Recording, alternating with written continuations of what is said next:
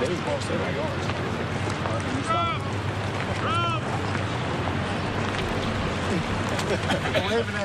They like Trump. Could you believe it? They like the governor.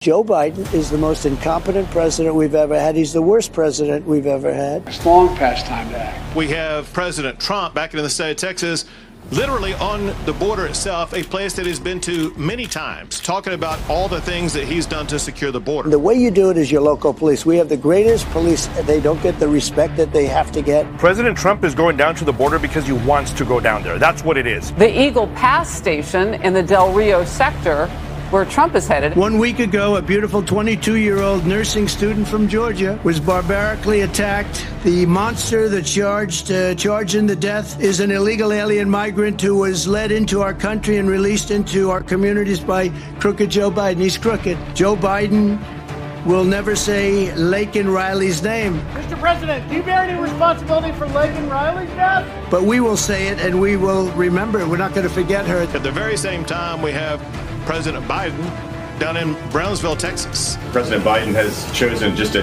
terrible location to go visit this crisis. He's not going to any location where he's going to be able to evaluate what he needs to do. And he announced that he was going to Brownsville after it was already known that President Trump was coming to the state of Texas. The American people want safety and want security at the end of the day. We're going to take care of it. Thank you.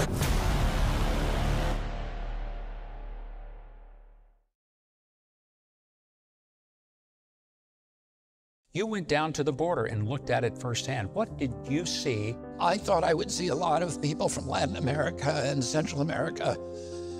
But the first group of 110 were all African. There were 2 more busloads. The buses are owned by the Mexican drug cartels.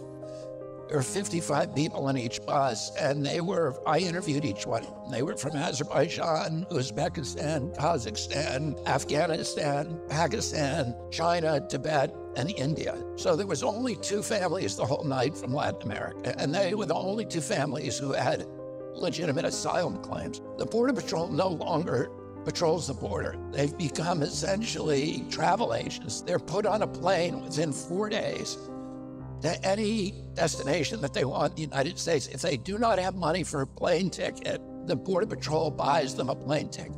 The Mexican drug cartels are now running U.S. immigration policy. Everybody who came across the border that night knew exactly what was going to happen.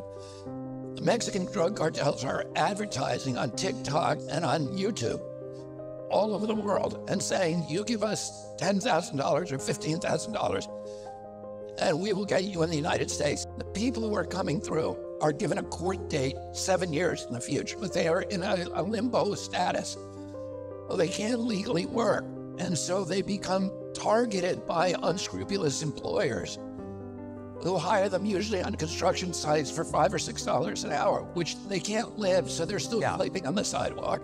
And they're dampening the pay for American construction workers, unionized construction workers. There are 7 million that have come across over the past 3 years, and it's crushing our country. I worked with Cesar Chavez during the last 20 years of his life on pesticide issues. But the other big issue for him during that part of his life was closing the border, because he saw what, the migration was doing to reduce the leverage of legitimate farm workers to demand decent wages and conditions in their employment. That they're absolutely devastating the social safety net. The people who believe that this is the right thing from a humanitarian point of view, it's a humanitarian crisis. Joining us now once again to talk about the border, maybe a little energy, a little Bitcoin, is independent presidential candidate Robert F. Kennedy Jr. Mr. Kennedy, good to chat with you again. We appreciate you coming on. You recently visited the southern border as well. I think much less of a scripted, sort of staged thing as we probably saw today. What's the reality at the border? It's actually surreal, Brian. I've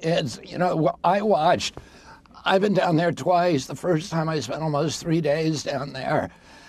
And I watched between 2 a.m. and 4 a.m. in the morning, 300 people just walk across the border, and the Border Patrol is relegated to processing them and then bringing them to the Yuma airport, putting them on planes to any destination they want in the United States. And if they can't pay for the flight, the Border Patrol pays for it and then gets reimbursement from FEMA.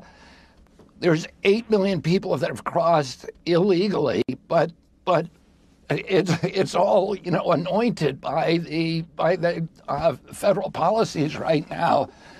We've adopted this catch and release program rather than the catch and return program. Mm-hmm. And we've abandoned the Migrant Protection Act, which kept asylum seekers in Mexico while their asylum claims were being processed. It's infrastructure issues. There's a problem. There's problems with personnel, but the biggest problem is a policy problem that could be reversed by the Biden administration literally overnight. Talk to us more about this, because you are a lifelong Democrat. You're running as an independent, and that's why it's so important to get your view on this. Okay, you also live in Southern California, so you see immigration, both legal and illegal, pretty much every day. And you probably heard my sort of off-the-cuff reference coming into this piece, Robert, which is that the border bill, while it may be critically important for funding border operations going forward, tell our audience right now that it has nothing to do with what has happened, correct? It is a political sort of red herring. I mean, listen, I've watched in New York City. I heard the report, earlier on preceding my piece where I forget what the reporter was saying, but she was your financial reporter, saying that the immigration has actually helped inflation in this country, but that ignores the actual direct impacts of this huge influx of immigrants on our social service systems, on our social safety net, and on local economies. New York City is cutting police by 5%.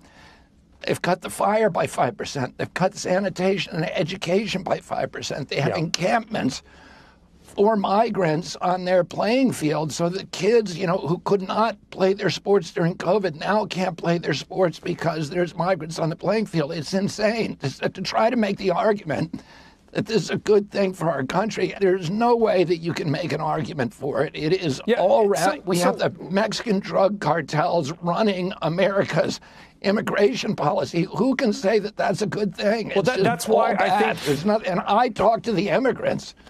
The immigrants aren't, the people who are coming over have been exploited, extorted, robbed, raped. They come over here, they're exploited by they can't work legally. They're exploited by unscrupulous employers who are paying $6 or $8 an hour, and those employers, contractors in New York City, are competing against union shops.